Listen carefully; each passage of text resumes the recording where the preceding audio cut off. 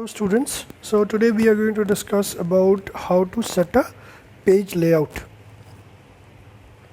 So basically a page layout is talks about the margin, the orientation of the page, the headers and the footers, and how do you want to display the page, the size of the page, whether you want a letter or A4 size,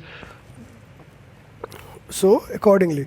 And there are many options also. And so click on the margins options under page setup group, and a drop down list appears on the as shown in the figure. You can either select any one of the predefined margin option available, or else you can define your own margin settings by clicking custom margins option. A dialog box appears, so you can select your define your margins already, or you can have a custom margin option also to define a you can use a predefined margins, or you can customize your margins options. You can set the margin values manually from the options available under the dialog box. You can set the orientation of the page to either portrait or landscape by clicking the orientation option under page setup group in the page layout tab. You can set the size of the page by clicking the size option in the page setup group in the page layout tab. So under the page layout tab, you can add borders, you can add the size of the page, you can select the page setup option, you can select the print areas, you can select the headers and the footers.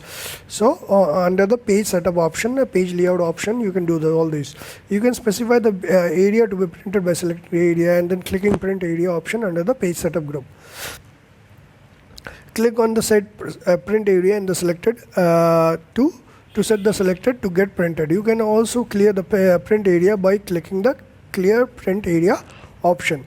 You can specify a background for your sheet using the background option under page setup in the page layout tab. So in the next class, we'll start with how you can manage your workbook views. Basically, I talked about the normal view, the page layout view, and the web layout view. So these are the three different views where you can look how your page looks. Okay, so in the next class, we'll start with how to manage workbook views.